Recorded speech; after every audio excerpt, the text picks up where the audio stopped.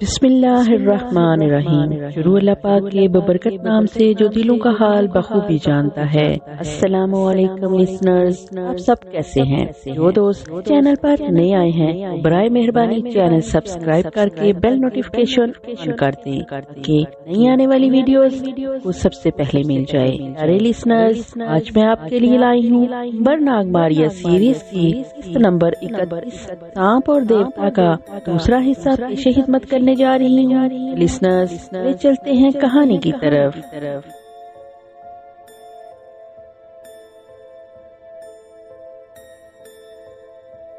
چاندنی سیڑھیوں میں تھوڑی دور جا کر بجھ گئی تھی۔ ماریا نے ایک بار پیچھے مڑ کر دیکھا اور خدا کا نام لے کر نیچے سیڑھیاں اترنے لگی۔ سیڑھیاں اترنے کے بعد وہ کیا دیکھتی ہے کہ پتھر کی دیوار کے ساتھ ایک چھوٹی سی پگڈنڈی ایک طرف کو جا رہی تھی۔ ماریا اس پگڈنڈی پر چل پڑی۔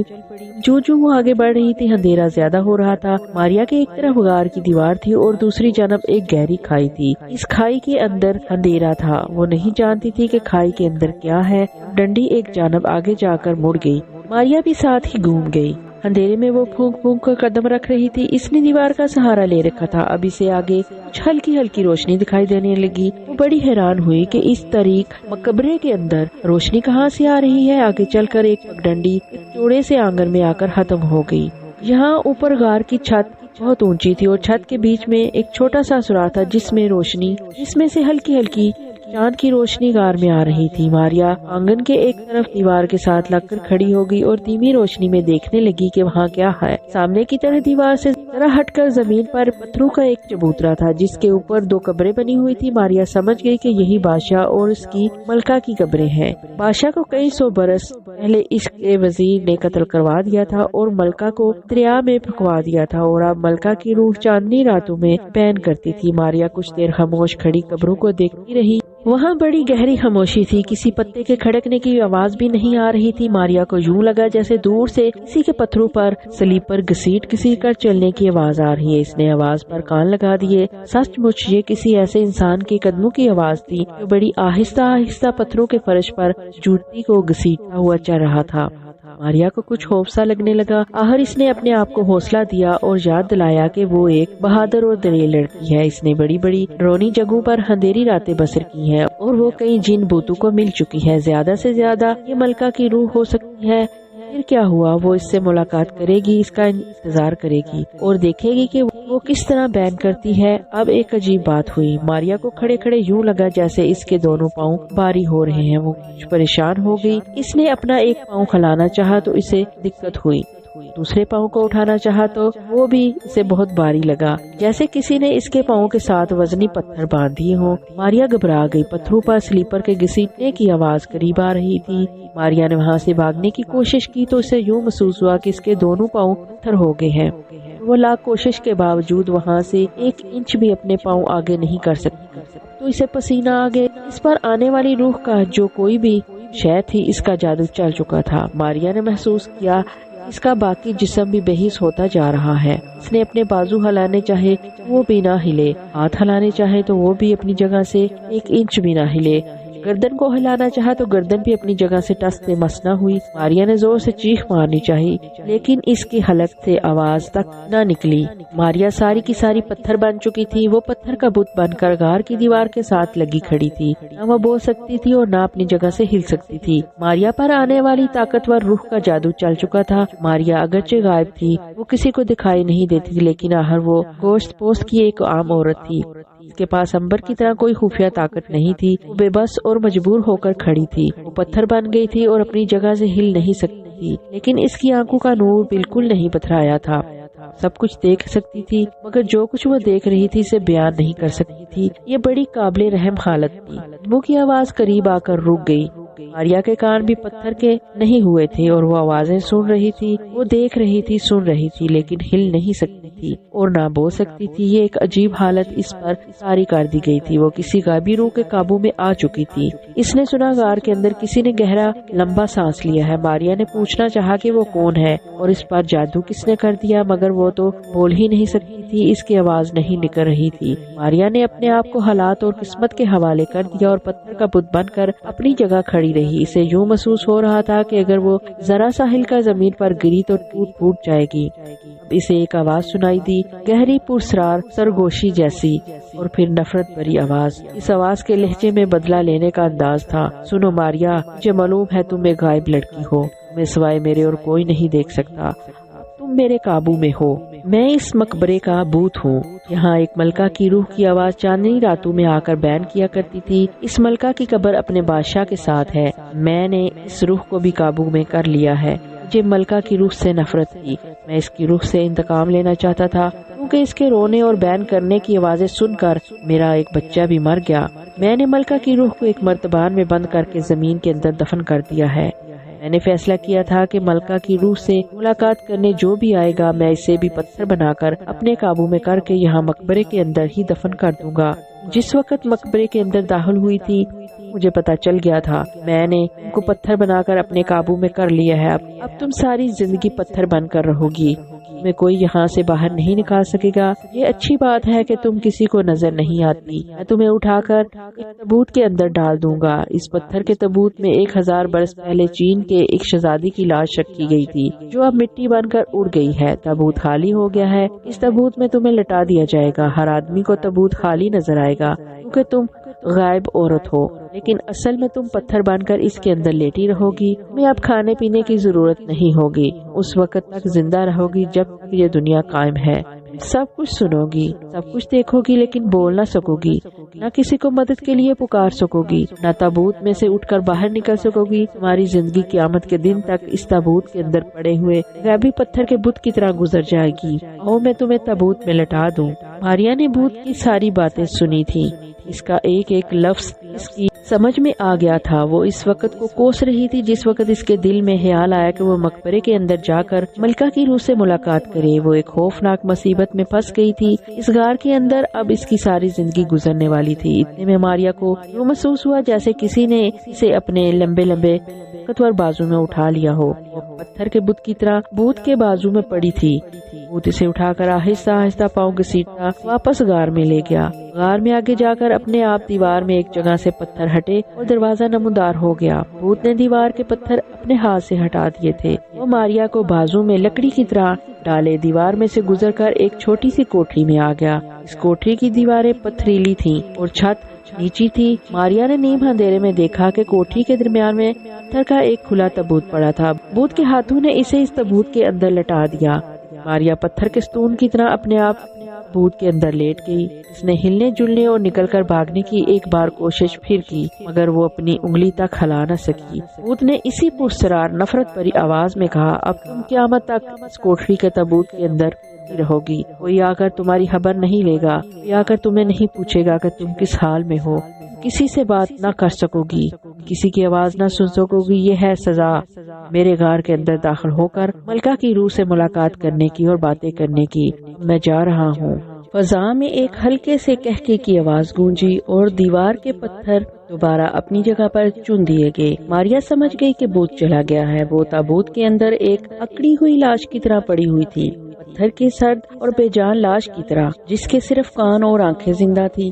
باقی وہ ساری کی ساری مردہ تھی. ٹھنڈا بے حس پتھر تھی. ماریا کو اپنی حالت پر ترس آ گیا. اس کی آنکھوں میں آنسو آ گئے, مگر اس بند کوٹری میں ماریا کے آنسو پوچھنے والا کوئی نہیں تھا. بیچاری خود بھی اپنے آنسو نہیں پوچھ سکتی تھی. اسے اپنے دونوں بھائی امبر اور ناگ کا خیال آ گیا. امبر بیچارہ پہلے ہی گم تھا. ماریا بھی گم ہو گئی تھی.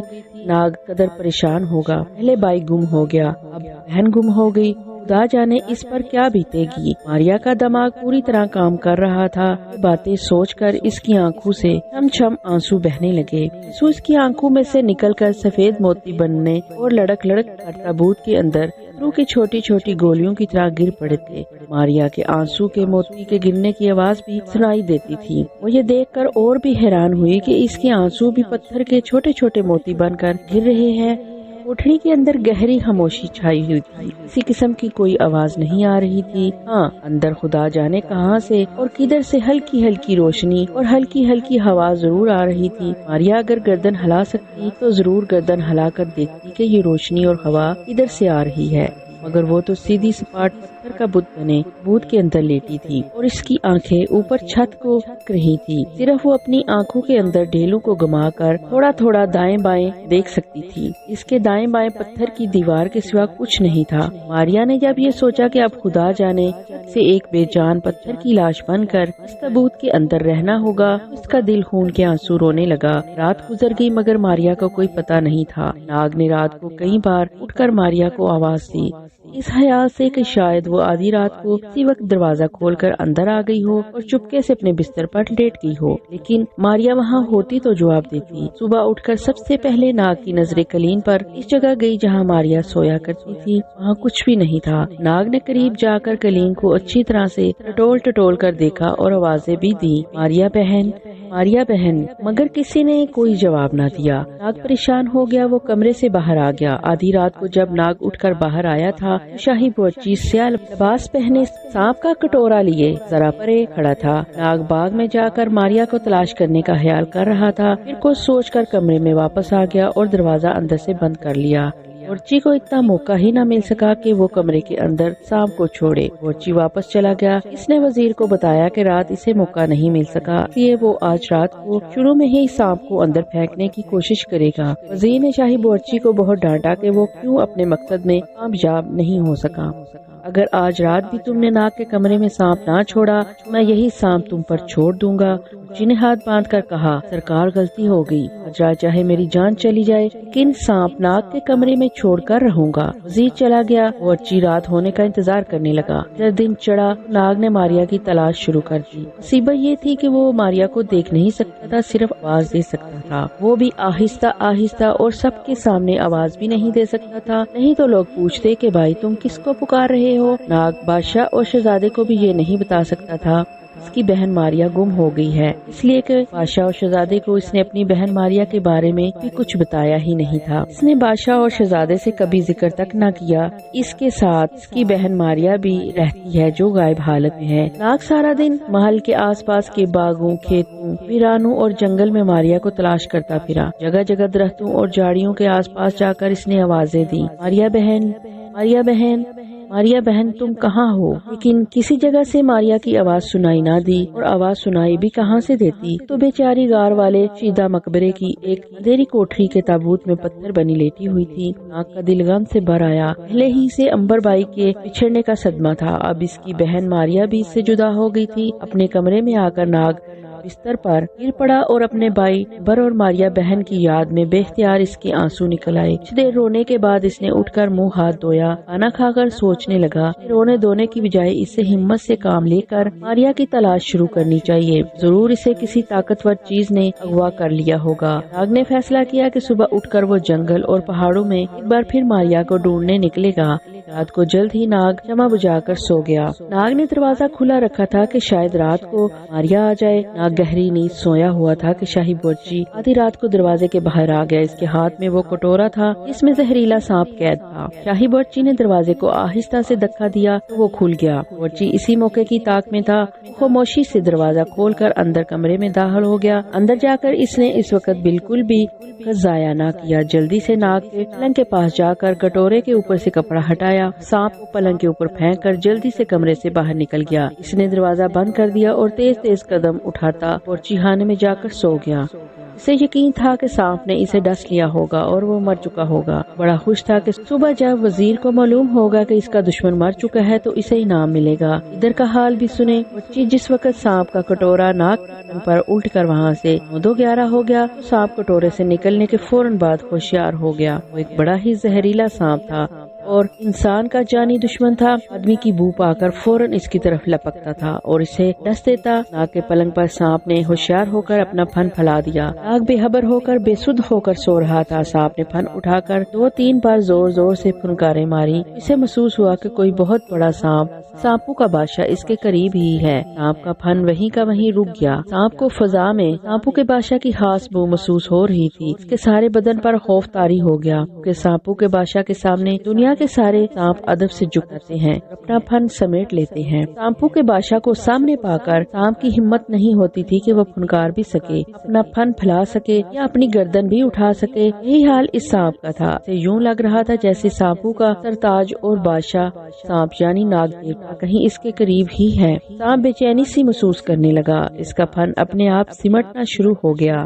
اس وقت ناگ نے کروٹ بدلی، سانپ اچھل کر ناگ کے منہ کے پاس آ گیا۔ ناگ کی آنکھ کھل گئی، ناگ نے سانپ کو اور سانپ نے ناگ کو دیکھا، دونوں کی آنکھیں چار ہوئی۔ ناگ کی سرخ آنکھوں کو دیکھتے ہی سانپ پر لرزہ طاری ہو گیا۔ اسے اپنی غلطی کا احساس ہو گیا تھا، وہ کیا کر بیٹھا ہے۔ سانپوں کے بادشاہ ناگ دیوتا اس کے سامنے پلنگ پر لیٹا ہوا تھا۔ ناگ اٹھ کر بیٹھ گیا۔ سانپ نے پلنگ سے نیچے اتر کر فرش پر ناگ کے آگے گردن جھکا دی۔ ناگ نے کہا، تمہیں میرے پلنگ پر آنے کی جرأت کیسے ہوئی؟ سانپ نے اپنی خاص آواز میں، جسے صرف ناگ ہی سمجھ سکتا تھا، کہا، اے ناگ دیوتا، اے سانپوں کے سردار بادشاہ، مجھے معاف کر دو، میری جان بخش دو، مجھ سے بھول ہو گئی، مجھ سے غلطی ہو گئی۔ اگر مجھے پہلے خبر ہوتی کہ مجھے ناگ دیوتا کے کمرے میں پھینک دیا گیا ہے، میں کبھی یہ جرأت کی ہمت نہ کرتا۔ میری کیا مجال کہ میں آپ کے پلنگ کے قریب بھی آ سکوں۔ ناگ نے ہاتھ آگے بڑھا کر سانپ کو گردن سے پکڑ لیا۔ بول، اب تیری کیا سزا ہو؟ تیری گردن مروڑ دوں؟ سانپ کا سارا بدن کانپ رہا تھا۔ اتنا زہریلا سانپ ہونے کے باوجود وہ ناگ کے ہاتھوں میں ریشم کے داغے کی طرح لٹکا ہوا تھا، تھر تھر کانپ رہا تھا۔ اس نے کہا، اے سانپوں کے سردار بادشاہ، خدا کے لیے مجھ پر رحم کرو، مجھ پر ترس کھاؤ، مجھ سے جو کچھ بھی ہوا غلطی سے ہوا، مجھے معاف کر دو، میری جان بخشی کر دو، میں ساری عمر آپ کو دعائیں دیتا رہوں گا۔ ناگ نے کہا، چلو میں تمہیں معاف کرتا ہوں، لیکن اب یہ بتاؤ کہ تجھے یہاں کون لایا؟ سانپ نے جواب دیا، اے سب سے بڑے سانپ دیوتا، مجھے شاہی محل کا بورچی آپ کے کمرے میں پھینک کر گیا ہے تاکہ آپ کو ڈس کر ہلاک کروں۔ کاش مجھے پہلے خبر ہوتی کہ یہ آپ کا کمرہ ہے تو میں سب سے پہلے اسی بورچی کو ہلاک کرتا۔ ناگ کہنے لگا، اب میں تمہیں حکم دیتا ہوں کہ جس شخص نے میری جان لینے کی کوشش کی اسے تم جا کر ختم کر دو تاکہ میرا دشمن دوبارہ دشمنی نہ کر سکے۔ آپ نے زمین پر سر رکھ کر کہا، آپ کا حکم سر آنکھوں پر، اے عظیم سانپوں کے بادشاہ، میں ابھی آپ کے دشمن سے آپ کے ساتھ دشمنی کا بدلہ لیتا ہوں۔ ناگ نے ڈانٹ کر کہا، جاؤ، دفع ہو جاؤ، دور ہو جا میری نظروں کے سامنے سے، خبردار آئندہ مجھے اپنی منحوس شکل نہ دکھانا۔ جو حکم عظیم دیوتا۔ سانپ بیگی بلی کی طرح چپکے سے کمرے سے باہر نکل گیا۔ باہر نکلتے ہی سانپ نے اپنا پھن پھیلا کر ہلکی سی پھنکار ماری اور بورچی کے کپڑے کی بو پر شاہی بورچی خانے کی طرف رینگنے لگا۔ سانپ کی سونگنے کی حس بڑی تیز ہوتی ہے، اس کے لیے شاہی بورچی کے کپڑوں کی بو ابھی تک سارے محل میں پھیلی ہوئی تھی۔ وہ اس کی بو کے ساتھ ساتھ راہداری میں رینگتا ہوا شاہی بورچی خانے کے دروازے پر آ گیا۔ اندر بورچی گھوڑے بیچ کر سو رہا تھا اور اس کے کپڑوں کی تیز بو آ رہی تھی۔ سانپ چپکے سے دروازے کی دہلیز پار کر کے اندر داخل ہو گیا۔ کیا دیکھتا ہے کہ بورچی خانے میں شمع جل رہی ہے، جس کی دھیمی روشنی میں موٹا تازہ بورچی اپنی توند پر ہاتھ رکھ کے سو رہا ہے، زور زور سے خراٹے لے رہا ہے۔ یہی وہ شخص تھا جو ناگ دیوتا کا دشمن تھا اور جس نے سانپ کو ناگ دیوتا کو ہلاک کرنے کے لیے اس کے کمرے میں پھینکا تھا اور ناگ دیوتا کے سامنے ذلیل کروایا تھا۔ اگر ناگ دیوتا کے دل میں رحم نہ آتا تو اس نے سانپ کو ضرور ہلاک کر دینا تھا۔ سانپ کو بورچی پر سخت غصہ آ گیا، پھر اسے ناگ دیوتا کا حکم یاد آیا، دشمن کو ہرگز معاف نہ کیا جائے۔ سانپ کمرے کے فرش پر سے ہوتا ہوا بورچی کے قریب آ گیا۔ اس نے پھن پھیلایا اور بورچی کے منہ کے قریب لا کر اسے جلانے لگا۔ پھر اس نے زور سے پھنکار ماری۔ پھنکار کی گرم اور زہریلی ہوا لگتے ہی بورچی چیخ مار کر اٹھ بیٹھا، کیونکہ گرم سانس نے اس کے چہرے کو جلا کر رکھ دیا تھا۔ بورچی نے اپنے سامنے زہریلے سانپ کو پھن پھیلائے دیکھا تو اس کی جان ہی نکل گئی۔ وہ گھبرا کر بھاگنے ہی لگا تھا کہ سانپ نے آنن فانن اس کے پاؤں پر ڈس دیا۔ اس سانپ کا زہر اس قدر خطرناک تھا کہ موٹے بورچی کے خون میں جاتے ہی اس نے ایک دم سے سارے جسم کو پتھر کر دیا۔ بورچی چیخ مار کر فرش پر گرا، اس کا سارا بدن نیلا پڑ گیا اور وہ دیکھتے ہمیشہ کے لیے ختم ہو گیا۔ نوکر دوڑے دوڑے اندر داخل ہوئے۔ انہوں نے بورچی کو زمین پر مردہ پڑے ہوئے دیکھا اور ایک گہرا سبز سانپ ان کی آنکھوں کے سامنے کمرے سے نکل کر باہر اندھیرے میں غائب ہو گیا۔ کچھ نوکر سانپ کے پیچھے بھاگے لیکن سانپ کا کچھ پتہ نہ چلا، نہ جانے وہ کہاں گم ہو گیا تھا۔ سارے محل میں شور مچ گیا کہ شاہی بورچی کو سانپ نے کاٹ لیا اور وہ مر گیا ہے۔ وزیر کو صبح معلوم ہوا تو وہ بڑا حیران ہوا کہ جس سانپ نے ناگ کو ڈسنا تھا اس نے بورچی کو الٹا کیسے ڈس لیا۔ سوال کا جواب صرف بورچی ہی دے سکتا تھا۔ کس طرح سانپ اسے تلاش کرتا ہوا بورچی خانے میں آیا اور اسے ڈس کر چلا گیا۔ مگر وہ تو مر چکا تھا۔ بہرحال وزیر کی ایک اور سازش ناکام ہو گئی تھی۔ اس نے سپہ سالار سے مشورہ کیا تو اس نے کہا ہماری ہر ترکیب اسی طرح ناکام ہوتی رہے گی، اب تم خاموش ہو جاؤ، ناگ کو میں خود قتل کروں گا۔ وزیر نے گردن ٹیڑھی کر کے سپہ سالار کو دیکھا۔ سپہ سالار اس وقت میدان میں آتا ہے جب ساری فوج جواب دے جاتی ہے۔ سپہ سالار بولا، فوج جواب دے گئی ہے، ہمارا لایا ہوا ہر کوئی بھی تیر نشانے پر نہیں بیٹھا، اب سپہ سالار کا فرض ہے وہ آگے بڑھے، لیکن اگر تم یہ کام خود کرنا چاہتے ہو تو میں اپنی جگہ خالی کر دیتا ہوں۔ وزیر نے جٹ کہا، نہیں نہیں، میں یہ گستاخی کیسے کر سکتا ہوں، یہ کام تم اپنے ہاتھوں سے انجام دو، مجھے خوشی ہوگی، دشمن تمہارے وار سے گرا ہے، میری طرف سے تمہیں اجازت ہے، حملہ کرو، مجھے یقین ہے کہ تمہارا حملہ بڑا کاری ہوگا اور ہمارا دشمن اب بچ نہیں سکے گا۔ سپہ سالار نے بڑے فخر سے کہا، میرا وار کبھی خالی نہیں جاتا، دشمن نے ہمیشہ مجھ سے شکست کھائی ہے۔ سپہ سالار اور وزیر نے مل کر یہ سازش تیار کر لی، ناگ کو سپہ سالار خود موت کے گھاٹ اتار دے گا۔ اس کے بعد بادشاہ اور شہزادے کو دوبارہ زہر دے کر ہلاک کر دیا جائے گا اور تخت پر قبضہ کر کے خود وزیر بادشاہ بن بیٹھے گا اور سپہ سالار کو وزیر بنا دیا جائے گا۔ سپہ سالار اپنے بیٹے کو سپہ سالار کی جگہ پر لا کر بٹھا دے گا۔ یہ ایک عجیب طرح کی کھچڑی تھی جو اندر ہی اندر پک رہی تھی۔ ادھر ناگ اس سازش سے بے خبر تھا، بیچارہ اپنی بہن ماریا اور بھائی ناگ کی تلاش میں تھا۔ ماریا کا اس سے بہت ہی غم تھا، کیونکہ اسے معلوم تھا کہ ماریا اگرچہ دکھائی نہیں دیتی لیکن اگر کوئی ایک بار مصیبت میں اس کو پھنسا لے وہ اکیلی نہیں نکل سکتی۔ اس کے علاوہ امبر تو مر بھی نہیں سکتا تھا مگر ماریا مر سکتی تھی، اسے تلوار یا تیر کا زخم بھی لگ سکتا تھا، وہ کنویں میں گر کر شدید زخمی بھی ہو سکتی تھی۔ ناگ کو بس یہی فکر کھائی جا رہی تھی کہ امبر تو اپنی حفاظت کر سکتا ہے مگر ماریا نہیں کر سکتی۔ وہ سارا دن شہر کے اندر اور شہر کے باہر جنگل، ویرانے اور ٹیلوں میں ماریا کو تلاش کرتا پھرتا۔ وہ ماریا کو آوازیں دے کر بھی بلاتا مگر ماریا کی آواز اسے کہیں بھی سنائی نہ دیتی۔ ناگ کی پریشانی کا احساس بادشاہ اور شہزادے کو بھی ہو گیا تھا۔ ایک روز جب ناگ بادشاہ اور شہزادے کو دوائی کھلانے گیا تو بادشاہ نے پوچھا، کیا بات ہے ناگ بیٹے، تم کچھ دنوں سے پریشان دکھائی دیتے ہو، ایسی کون سی بات ہے جس نے تمہیں پریشان کر رکھا ہے، ہمیں بتاؤ، ہم تمہارے ہر دکھ کو دور کرنے کی کوشش کریں گے، پھر ہم اس ملک کے بادشاہ ہیں، ہمارے پاس بھلا کس چیز کی کمی ہے؟ شہزادے نے بھی کہا، ہاں ناگ بھائی، میں بھی دیکھ رہا ہوں کہ آپ پچھلے کچھ دنوں سے اداس نظر آتے ہو، کیا بات ہے، ہمیں کھول کر بیان کرو، ہم تمہاری مدد کریں گے۔ ناگ نے کیسے بتاتا کہ وہ اپنی ایک ایسی بہن کی تلاش میں ہے جو کسی کو دکھائی نہیں دیتی۔ اس نے بات کو چھپاتے ہوئے کہا، ایسی کوئی بات نہیں بادشاہ سلامت، خدا آپ کا اقبال بلند کرے، بالکل خوش ہوں، بس کچھ دنوں سے سر میں درد رہنے لگا ہے۔ شہزادے نے کہا، تم تو دوسروں کا علاج کرتے ہو، تمہیں درد کیوں رہنے لگا؟ ناگ مسکرانے لگا، شہزادہ سلامت، انسان آخر ایک کمزور شے ہے، بیماری زندگی میں آتی رہتی ہے، آپ فکر نہ کرے، میں ایک دو روز میں اچھا ہو جاؤں گا۔ بادشاہ کہنے لگا، ہم جانتے ہیں میں اپنے بھائی امبر کے گم ہو جانے کا بڑا دکھ ہے، امبر کا ہمیں بھی صدمہ ہے، ہم نے اس کی تلاش میں کسر نہیں اٹھا رکھی، لیکن معلوم ہوتا ہے کہ امبر کو دشمن اغوا کر کے کسی دوسرے ملک میں سمندر پار لے گئے ہیں، خدا کو منظور ہوا وہ ہم سے ضرور آن ملے گا۔ ناگ نے کہا، خدا آپ کی زبان مبارک کرے حضور، امبر میرے دل پر گہرا غم چھوڑ گیا ہے، ویسے مجھے امید ہے وہ ایک دن ضرور مل جائے گا، ہم سے جو ہو سکے گا ہم بھی اس کی خاطر کرنے کو تیار ہیں، مگر چاہو تو ہم اپنے خاص آدمیوں کو دوسرے ملکوں میں بھی اس کی تلاش میں بھیج سکتے ہیں۔ ناگ نے کہا، اس کی کوئی ضرورت نہیں بادشاہ سلامت، پر جہاں کہیں بھی ہوگا وہ واپس آنے کی پوری کوشش کر رہا ہوگا، وہ اپنی کوشش میں ضرور کامیاب بھی ہو جائے گا، اس کا مجھے پورا یقین ہے۔ اس کے بعد بادشاہ اور شہزادہ وزیر وغیرہ کی سازشوں کے بارے میں باتیں کرنے لگے۔ بادشاہ نے بتایا کہ وزیر کی ہر چال ناکام ہو گئی ہے اور اب وہ بالکل سیدھا ہو گیا ہے، وہ بڑی خوش اخلاقی سے رعایا ساتھ پیش آتا ہے اور بادشاہ کا ہر حکم جھک کر بجا لاتا ہے۔ ناگ نے کہا، ہم نے اس کی سازشوں کو ناکام بنا دیا ہے بادشاہ سلامت، وزیر کی ہم نے ایک بھی نہیں چلنے دی، اس کے پاس سوائے اس کے اور کوئی چارہ نہیں کہ وہ آپ کا ہر حکم سر جھکا کر تسلیم کرے۔ ناگ بادشاہ کے شاہی کمرے سے نکل کر اپنے کمرے میں آ گیا، اس نے کھانا کھانے کے بعد اندر سے دروازہ بند کر لیا اور دوپہر کو آرام کرنے کے لیے سو گیا۔ خواب میں وہ کیا دیکھتا ہے کہ ایک باغ میں بڑا خوبصورت تالاب ہے جس کے سطح پر زرد رنگ کے کنول کے پھول کھلے ہیں، درختوں پر پرندے بول رہے ہیں، کنارے ایک سنگ مرمر کی بارادری ہے جس میں ماریا پتھر کا بت بنی کھڑی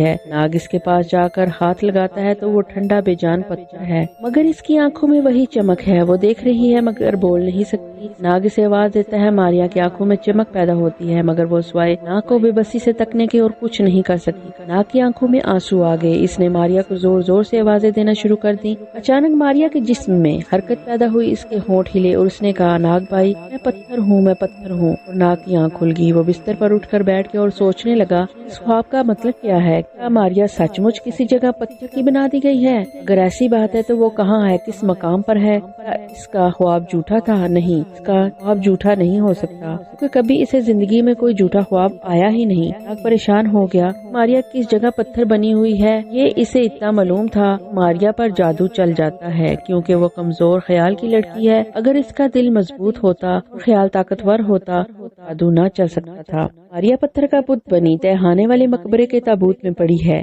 ناگ اس کی تلاش میں ہے۔ سپہ سالار ناگ کو خود قتل کرنے کے لیے میدان میں آ گیا ہے۔ اب ذرا امبر کی بھی خبر لیتے ہیں اور اس سمندری جہاز کا بھی پتہ کرتے ہیں جو خزانے کی تلاش میں گمنام جزیرے کی طرف جا رہا ہے۔ امبر کو یاماہا بندرگاہ کے شہر میں رخسانہ کے ماموں کی حویلی میں جاپان واپس جانے والے جہاز کی راہ دیکھ رہا ہے۔ خزانے کی تلاش میں نکلا ہوا سوداگر کا جہاز کھلے سمندر میں گمنام جزیرے کی طرف سفر کر رہا ہے۔